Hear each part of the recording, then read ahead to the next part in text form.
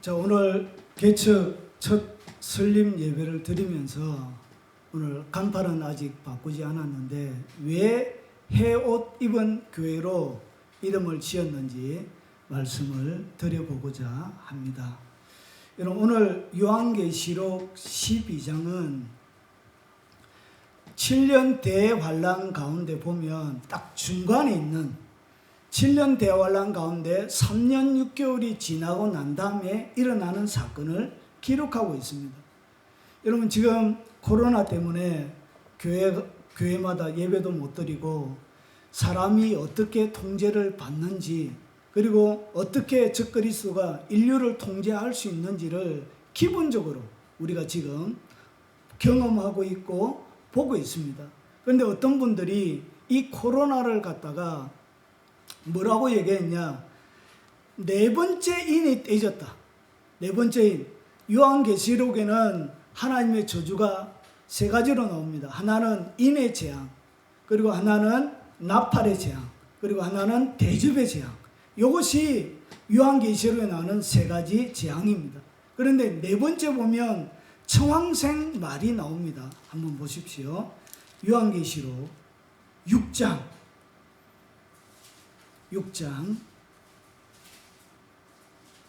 7절. 요한계시록 6장 7절. 자, 제가 읽어볼 테니까 한번 보십시오. 넷째 인을 떼실 때 내가 넷째 생물의 음성을 들으니 말하되 오라 하기로, 내가 보매 청황생 말이 나오는데 그 탄자의 이름은 사망이니 음부가 그 뒤를 따르더라. 그들이 땅의 4분의 1의 권세를 얻어 금과 흉룡과 사망과 땅의 짐승들로 죽이더라. 청황생 말은 뭘 얘기하냐? 전염병을 얘기합니다. 전염병. 그런데 이 청황생 말, 진짜 요한계시록에 얘기하는 네 번째 인이 떼졌다고 하면 단순하게 전 세계적으로 이렇게 벌어져야 되는데, 여기서 뭐가 같이 이루어져야 되느냐? 인류의 4분의 1이 죽어야 돼요. 4분의 1.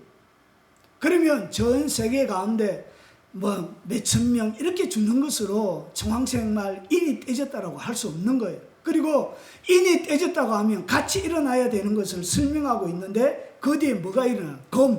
이 검은 뭐냐? 전쟁을 얘기합니다. 그러니까 세계 각곳에서 전쟁이 동시다발적으로 일어나야 되고, 전쟁이 일어나니까 땅이 황폐화되지지.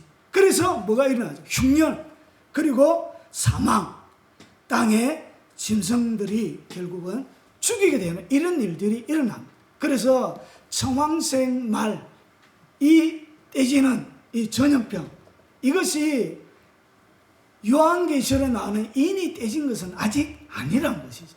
그러니까 더 국제적으로 더 크게 일어나야지 이 코로나 정도 가지고 네 번째 인이 떼졌다라고 할 수가 없는 거예요. 자, 그러면 요한계시록에 왜 헤옷 입은 교회냐? 헤옷 입은, 그러면 그 앞에 요 시대적인 요한계시록 가운데 나오는 내용을 좀 알아야 됩니다. 7년 대환란이 시작되기 전에는 반드시 뭐가 먼저 오냐? 예루살렘 성전이 먼저 건축이 돼야 돼요. 예루살렘 성전이 건축이 안 되어지면 뭐가 안 되냐? 7년 대환란 가운데 3년 6개월이 지나고 나서 적그리스도가 하나님의 지성소 가운데 우상을 세우게 돼요. 그런데 하나님의 성전이 없기 때문에, 성전이 안 만들어졌기 때문에 뭐가 안 돼요? 지성소 안에 우상을 세울 수가 없는 거예요. 그래서 이 7년 대환란, 예수님 재림 직전에 있는 7년 대환란이 오려고 하면 반드시 먼저 예루살렘에 하나님의 성전이 세워져야 돼요. 그리고 이 전 세계 가운데서 기근과 흉년과 여러 가지 해결할 수 없는 코로나처럼 전 세계적인 어떤 어려움 때문에 적그리스도가 등장을 해야 돼요. 그래야 7년 대환란의 시작이 되어지는, 인이 그때 떼지는 거예요. 그러면 이것은 사회적인 것이고, 7년 대환란이 시작되어지면 교회적으로는 어떤 일이 일어나느냐? 대부흥운동이 일어납니다. 교회 가운데 요한계시록 펼쳐봅니다. 자, 요한계시록 10장을 보세요. 요한계시록 10장을 보면 이것이 7년 대환란 가운데 반으로 딱 나누는데 전 3년 반 그리고 7년 대환란을 반으로 나누면 후 3년 반 이렇게 나눠요. 그러면 전 3년 반 동안 일어나는 내용이 10장, 11장, 12장, 13장까지 나와요. 자, 그러면 이 10장은 무슨 일이 일어나느냐? 여러분의 성경에 보면 천사와 작은 책이 나오죠. 그래서 요한이 하늘에 올라갔는데 천사와 만나게 되었어요. 천사와 만나게 되어지는데 보세요. 1절 내가 또 보니 힘센 다른 천사가 구름을 입고 하늘에서 내려오는데 그 머리 위에 무지개가 있고 그 얼굴은 해 같고 그 발은 불기둥 같으며 그 손에는 펴놓인 작은 두루마리를 들고 그 오른발은 바다를 밟고 왼발은 땅을 밟고 이렇게 천사가 뭘 들고 있느냐? 두루마리 책을 들고 있어요. 이 두루마리 책을 가지고 8절을 보세요. 이 요한에게 뭐라 하느냐? 하늘에서 나서 내게 들리던 음성이 또 내게 말하여 이르되 내가 가서 바다와 땅을 밟고 서 있는 천사의 손에 펴놓인 두루마리를 가지라 하기로 9절에 내가 천사에게 나아가 작은 두루마리를 달라 앉아 천사가 이르되 갖다 먹어버리라. 내 배에는 서나 내 입에는 꿀과 같이 달이라. 이 뭘 하냐? 요한에게 하나님이 작은 두루마리 책을 먹으라고 했던 것처럼 마지막 전 3년 반 동안 어떤 일이 나냐? 하나님의 사역자들에게 이 작은 두루마리와 같은 두루마리를 먹는 사역자들이 일어나요. 모든 교회가 그런 게 아니에요. 모든 교회가 하나님의 부흥의 때를 맞이하는 것이 아니고 작은 두루마리를 받아먹은 그 하나님의 사역자들, 그런 사역자들이 사역하는 그런 교회 가운데, 그런 성도 가운데 일어나요. 왜 이런 이야기를 하느냐? 11장 1절을 보세요. 또 내게 지팡이 같은 갈대를 주며 말하기를 일어나서 하나님의 성경과 제단과 그 안에서 경배하는 자들을 청량하되 하나님의 성전에는 안뜰이 있고 바깥뜰이 있어요. 그러니까 예배드리는 안뜰을 이야기합니다. 여기서 누구를 가지고 있느냐? 하나님이 왜 청량하느냐? 이들을 보호하기 위해서 청량하는데 어떤 자들이냐? 하나님의 안뜰 가운데 있는 청량함을 받는 사람들 누구죠? 하나님을 경배하는 사람. 시대가 어렵고 힘이 들어도 변함없이 하나님을 경배하고 찬양하는 이런 사람들 7년 대환란 가운데 들어가도 하나님이 지키고 보호한다는 것이. 그런데 보세요. 2절에 성전 바깥 마당은 청량하지 말고 그냥 두라. 이것은 이방인에게 주었은즉 그들의 거룩한 성을 42달 동안 짓밟으리. 42달이 42개월인데 이것이 3년 6개월이 되는 거예요. 이것이 후 3년 반이 진행될 때 일어나는 거예요. 자, 그러면 이 사람들이 왜 성전에 갔죠? 예배하기 위해서. 그런데 성전에 가기는 했는데 몸은 성전에 갔는데 안뜰까지 들어가지 않고 바깥에서 뭐했냐? 예배하러 갔지만 실제로 그들이 예배하지 않았다는 것이. 몸은 가 있었는데 실제로 하나님을 찬양하거나 경배하지 않았다는 것이. 그러면서 11장에 보세요. 여기에 뭐가 일어나냐? 3절에 내가 나의 두 증인에게 권세를 주리니 그들이 굵은 베옷을 입고 1260일 동안 예언하리. 1260일이 뭐냐면 이것이 바로 3년 6개월이에요. 3년 6개월. 3년 6개월을 날수대로 하면은 1260일이에요. 요한계시록에 가만히 보면 악한 사탄들과 관계되어져 있을 때는 42달 이렇게 쓰고, 그리고 하나님의 백성들과 관련되어졌을 때는 이렇게 날로 이렇게 해놔요. 왜 그러냐? 하나님이 날마다 그들을 지키기 때문에 이렇게 날로 표현해 놓은 거예요. 그런데 여기에 자세하게 보면 3년 6개월 후 3년 반이 진행 전 3년 반 동안 하나님의 교회 가운데 어떤 일이 일어나냐, 두 정인과 같은 그런 사역자들이 일어나게 돼요. 이 사역자들은 어떤 사역자들이냐, 10절에 작은 두루마리 책을 먹은 하나님의 사람들, 하나님의 사역자들, 그런 사람들이 일어나게 돼요. 이것이 하나님께서 밖에서는 7년 대환란 가운데 이 적그리스도가 등장하지만 하나님의 교회 가운데는 두 정인과 같은 이런 사역자들이 일어나서 작은 두루마리 책을 먹고 그들이 그 두루마리 책에 있는 내용대로 예언을 하는데 뭐라고 예언하느냐, 3절에 한 번 더 보시면 내가 나의 두 정인에게 권세를 주리니 그들이 굵은 베옷을 입고 1260일을 예언하라. 굵은 베옷은 언제 입느냐? 회개할 때 입어요. 회개할 때. 이스라엘 백성들이 하나님 앞에 회개할 때 죄를 머리에 뒤집어 쓰고 그리고 나서 굵은 베옷을 입고 앉아서 하나님 앞에 회개 기도하면서 하나님의 긍휼과 자비를 구할 때 그때 하는 거예요.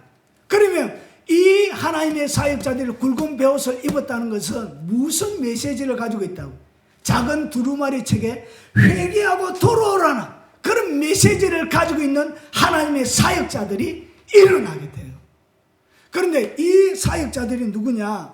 이것이 말세 때 하나님의 교회 가운데 부흥의 때인데, 여러분 이 부흥은 과거에 한 번도 없었던, 과거에 그 어떤 시대도 경험하지 못하는 특별한 부흥의 때, 하나님의 모든 은사와 능력이 제일 마지막 시대에, 특별히 3년 7년 대환란 가운데 전 3년 반 동안 쏟아붓게 되어져요. 그러면서 이 사람들이 뭘 하느냐, 4절에 그들이 이 땅의 주 앞에 두 감람나무와 두 촛대니, 이 두 정인이고, 정인이 두 감람나무고 두 촛대예요. 그러면 이 두 정인을 소개하는데 6절에 보세요. 6절에 5절에 보면 만일 누구든지 그들을 해하고자 하면 그들의 입에서 불이 나와 그들의 원수를 삼켜 버릴 것이요, 누구든지 그들을 해하고자 하면 반드시 그와 같이 죽임을 당하리라. 엄청난 권세를 가져 아무도 그들을 후 3년 반이 시작되기 전까지는 누구도 죽일 수가 없어요. 그러면서 이들에게 능력이 드러나는데, 능력이 하나님이 얼마나 주느냐, 6절에 보세요. 그들이 권능을 가지고 하늘을 닫아 그 예언을 하는 날 동안 비가 오지 못하게 하고, 이거는 누구를 얘기하죠? 엘리야죠. 엘리야. 하늘에 비가 오지 못하게 했던, 그리고 비가 오게 했던, 그리고 또 권능을 가지고 물을 피로 변하게 하고 아무 때든지 원하는 대로 여러 가지 재앙으로 땅을 치리라. 이 사람은 누구를 얘기해요? 모세죠. 그러니까 마지막 때에 두 정인인데, 이 정인이 누구냐? 모세와 엘리야예요. 그래서 하나님이 시내산에, 변화산에 올라갔을 때 두 사람이 나타났죠. 누구죠? 모세와 엘리야. 이 정인이죠. 이 두 정인, 그러니까 마지막 때에 두 정인과 같은 하는 사역자들은 어떤 특징을 가지고 있냐? 모세와 엘리야를 결합시키는 그런 시대. 모세와 엘리야에게 일어났던 능력과 권세가 두 개가 합쳐져서 드러나는 엄청난 권세가 어디 가운데 풀리냐? 교회 가운데 풀어져. 모든 교회 가운데 풀어지는 것이 아니고, 어떤 사람? 두 정인과 같은 사람, 하나님의 작은 두루마리 책을 먹은 그 사람, 그런 사람들이 사역하는 그 사역의 현장, 그곳에서 교회 가운데 엄청난 능력과 권세가 풀어져요. 그래서 언제까지 하느냐? 3년 6개월 동안 사역해요. 그런데 이것이 3년 6개월은 절정이지만 그 이전에도 뭐가 일어난다고? 모세와 엘리야가 결합되어지는 폭발적인 부흥이 대교회 전 교회 가운데 일어나요. 모든 교회 가운데 일어나는 것은 아니고 두루마리 책을 먹은 하나님의 사역자들을 통하여 자 일어나게 되어지는데, 그러면 이 사람들이 그 다음에 어떻게 되어지느냐 보십시오. 10절에 보세요.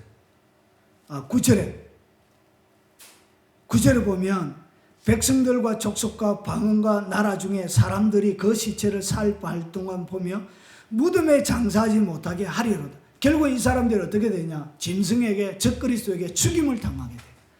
죽고 나서 사흘 동안 시체도 넣지 못하게. 그러면 왜 이렇게 죽음을 당하게 되느냐, 하나님의 사역자들 이유가 있습니다. 요한계시록을 보세요.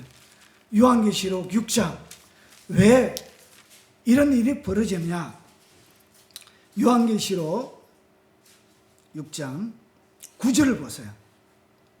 다섯째 인을 뗄 때, 자 제가 읽어볼 테니까 잘 보세요.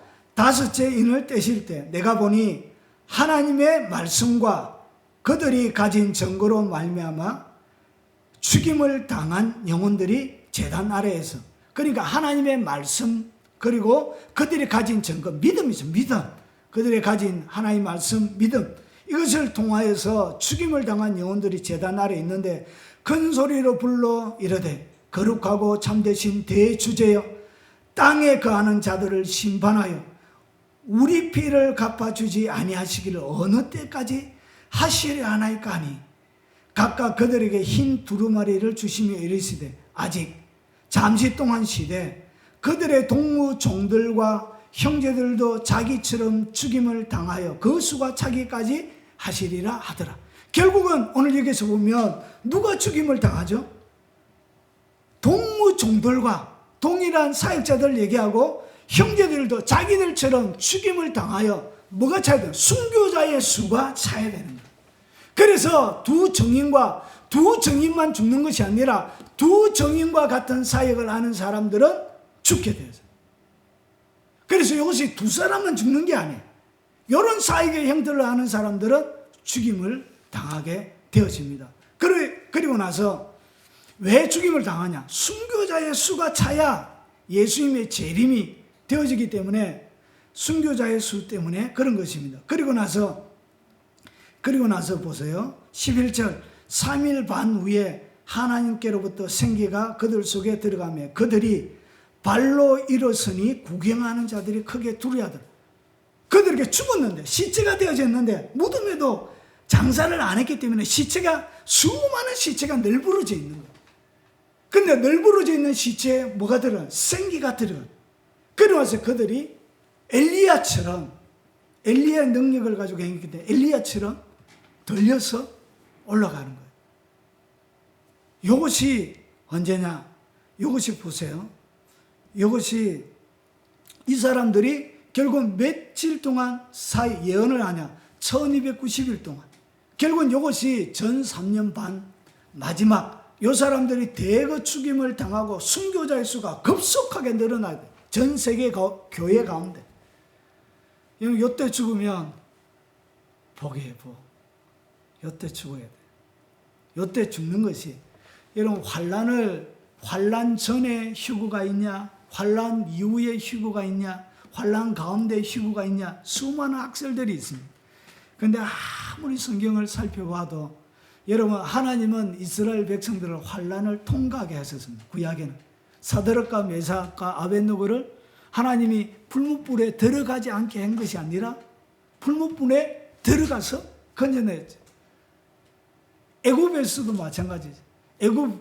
애굽이 마귀가 통치하고 있는 것을 상징적으로 보여주는데 그 가운데 집어넣어서 하나님이 부흥을 시키는. 그래서 마지막 때도 이 하나님의 백성들이 7년 대환란전에 휴거하는 게 아니에요. 제가 이제 자세하게 요한계시록을 풀어줄 거예요. 이 휴거는 언제 있느냐? 7년 대환란 끄트머리에 있습니다. 성경에 그대로 나와 있습니다. 그것은 설명을 다음에, 이것은 시간이 많이 걸리기 때문에. 자, 그래서 환란을 통과하게 되었어요. 그래서 요 사람들이 하늘로 승천하고 난 다음에, 그 다음에 요때 어떤 일이 벌어지냐? 하나님의 성전에 적그리스도가 하나님의 지성소에다가 우상을 집어넣어요. 이것이 멸망의, 다니엘이 예언했던 것처럼 멸망에 가장한 것이 거룩한 것에서 선줄로 알거든 너희들은 뭐하라? 도망가라 그랬지. 지붕에 있으면 지붕에서, 그리고 무엇을 가지러 내려가지 말고 도망가라. 왜 도망가라고 했냐? 그 이유가 있습니다. 자, 그래서 이런 흐름 가운데서 12장이 나옵니다. 그러면 보세요. 왜 헤옷 입은 교회냐? 왜 이런 교회가 필요하냐? 12절에 보면 하늘에 큰 이적이 보이니 해를 옷 입은 한 여자가 있는데, 여기에서 교회를 딴 거예요. 해를 옷 입은 한 여자. 해란 것은 뭐냐면 시편에 보면 해를 하나님으로 표현합니다. 하나님을 뭐 했다고? 하나님을 옷 입은 여자. 그러면 이 여자가 누구냐? 여자에 대한 해석도 교회사 2000년 가운데 너무나 많아요. 해석이 너무나도 많아. 그래서 뭐가 정확하다라고 누구도 얘기할 수 없는 거예요. 그냥 학자들마다 견해가 너무 달라. 그래서 이 견해만 소개해도 몇 시간이 가야 돼. 그러면 오늘 여기서 이야기하는 이 여자가 누군지를 모르지만 분명하게 몇 가지 알 수 있는 정보는 뭐냐? 자, 보세요.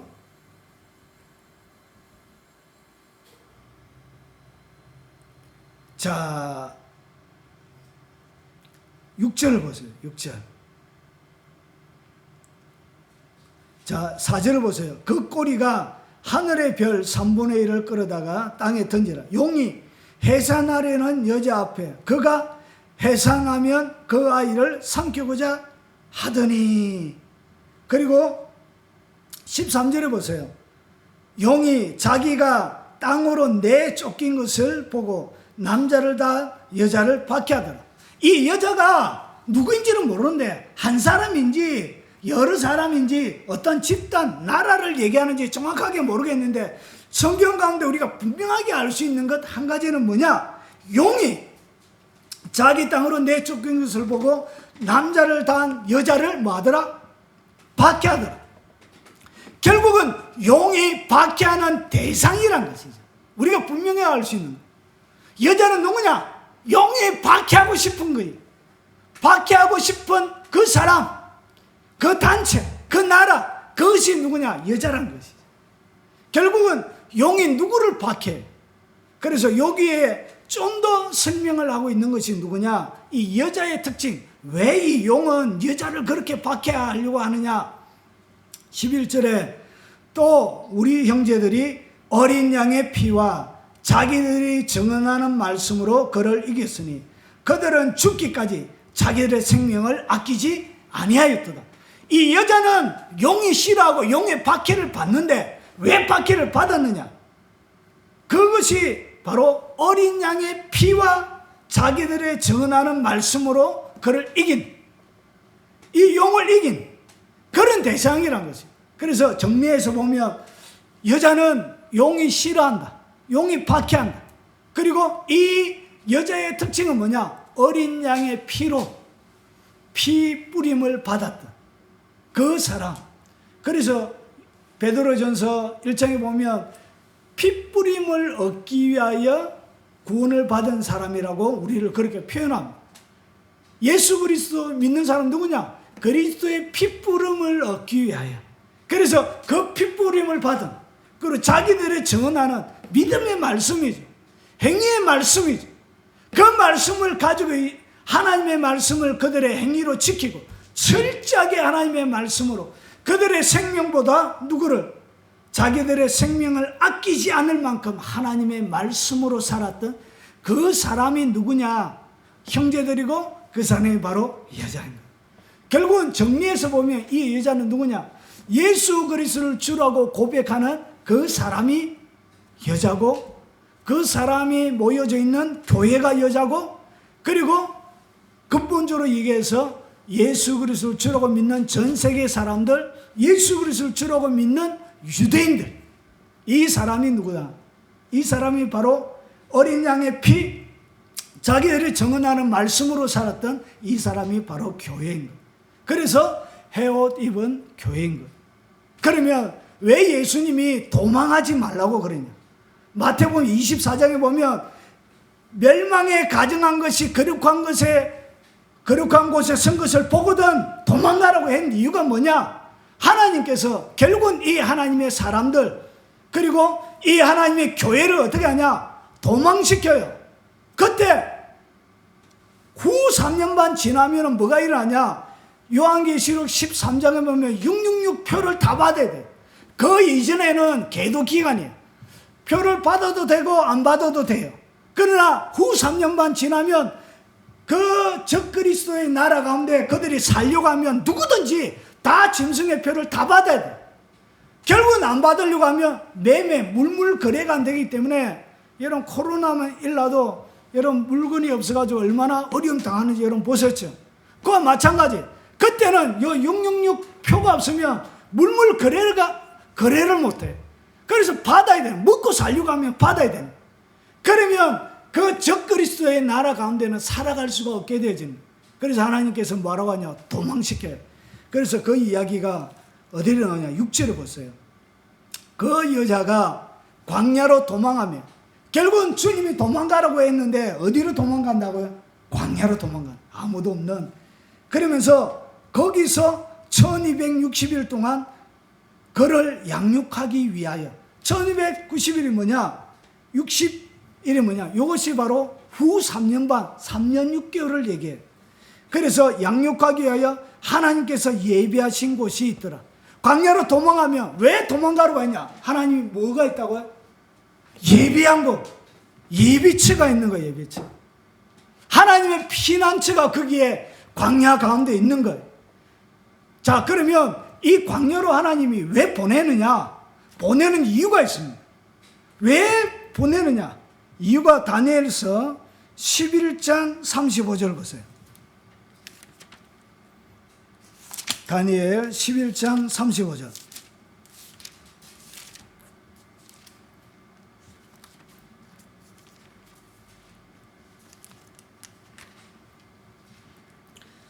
자, 다니엘서 11장 35절 같이 한번 읽어보겠습니다. 또 그들 중 지혜로운 자 몇 사람이 몰락하여 무리 중에서 연단을 받아 정결하게 되며 희게 되어 마지막 때까지 이르게 하리니 이는 아직 정한 기간이 남았습니다. 결국은 다 통과해요. 왜 그러냐? 우리는 예수님의 어린 양의 신부거든. 어린 양의 신부는 뭐가 필요하냐? 신부의 옷이 필요한 거예요. 신부의 정결함이 필요한 거예요. 그래서 하나님께서 어린 양 혼인잔치에 참여시키기 위하여 그들을 뭐하냐? 하나님께서 정결하가며 희게 이렇게 만들어 주시는 거예요.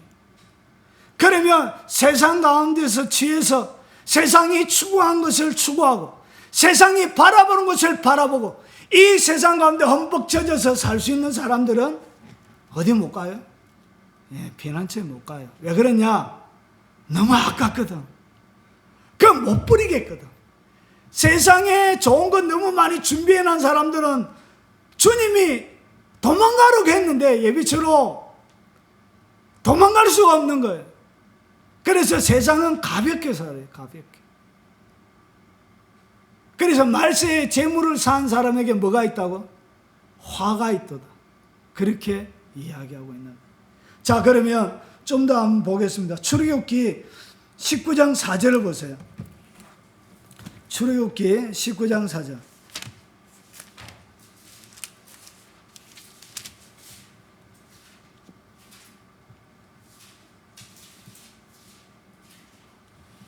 자, 이스라엘 백성들이 훈련을 받으러 어디에 갔죠? 광야로 갔죠. 광야로 갔는데 4절을 보세요. 내가 19장 4절 내가 애굽 사람에게 어떻게 행하였은가? 내가 어떻게 독수리 날개로 너희를 업어 내게로 인도하여 섬을 너희가 보았느니라. 이스라엘 백성들을 하나님께서 출애굽해가지고 이렇게 인도하여 냈는데 이상하게 여기는 뭐라고 해놨냐? 독수리 날개로 업어서 인도했대. 그런데 이스라엘 백성들이 400만이나 되는 사람들이 독수리 날개에 업혀서 이런 출애굽을 한 것을 여러분 본 일이 없지요. 오늘 여기서 독수리 날개로 업었다, 업어서 인도하였다. 이 이야기는 무슨 얘기냐? 하나님이 이스라엘 백성들을 옮기는데 독수리 날개로 업었어. 독수리는 안 보이는데 그들을 인도한 것은 뭐였죠? 불기둥과 구름기둥이죠. 불기둥과 구름기둥을 오늘 여기서 모세는 뭐라고 표현하고 있느냐? 독수리 날개로 업어서 옮겼다는 것이. 그러면 오늘 여기서 왜 이 얘기를 하느냐? 여자가 피난처로 피난하기 위해서는 뭐가 필요하냐? 그냥 피난처로 가는 게 아니에요. 그냥 피난처로 가는 것이 아니고 어떻게 가는지를 설명하는데 13절에 보세요. 용이 자기가 땅으로 내쫓긴 것을 보고 남자를 낳은 여자를 박해한지요. 그러면서 14절을 보세요. 14절을 잘 봐요. 요한계시록 12장 14절. 그 여자가 큰 독수리의 날개를 받아. 여자가 큰 독수리의 날개를 받아 광야 자기 곳으로 날아가 거기서 그 뱀의 낯을 피하여 한때, 두때, 반때를 양육받으며 한때 1년, 그리고 두때 2년, 반때 6개월, 그래서 3년 6개월이 되는 거예요. 후 3년 반을 보내는 거예요. 그러면서 뭐가 있어야 간다고? 여자가 뭘 받았죠? 예비처, 피난처로 가는데 독수리의 날개가 있어야 가는 거예요. 독수리의 날개가 없는 사람은 예비처로 못 가요. 왜 못 가느냐? 날개가 없어서. 독수리의 날개가 없기 때문에 하나님이 예비한 예비처, 이 피난처로 갈 수가 없는 거예요. 그러면 말세 때 하나님의 백성들에게 뭘 준비시켜 줘야 되냐? 그들이 날개가 있도록, 날개를 가진 하나님의 사람들이 되도록, 하나님의 성도가 되도록 날개를 준비시켜 줘야 됩니다. 날개 준비를 누가 해줬냐? 이 앞에 작은 두루마리 책을 먹고, 그리고 두 증인의 사역을 했던 그 사람, 그리고 그 교회 성도, 죽지 못하고 순교하지 못하고 이 환난기를 통과해야 될 그 하나님의 백성들, 그 백성들에게 이 사람들이 뭘 준비해 줬냐? 독수리의 날개를 준비해 준 거예요. 여러분, 독수리의 날개가 있습니까? 교회가 뭘 해야 되냐? 독수리의 날개를 준비해 줘야 됩니다. 이것이 교회가 하는 역할이고, 어려운 시대를 살아가는, 말세 시대를 살아가는 하나님의 백성들에게 해줘야 되는 거예요. 자, 그러면 이게 뭔가 계속 우리 어렵다. 독수리의 날개. 자, 그러면 신명기 32장을 보세요. 신명기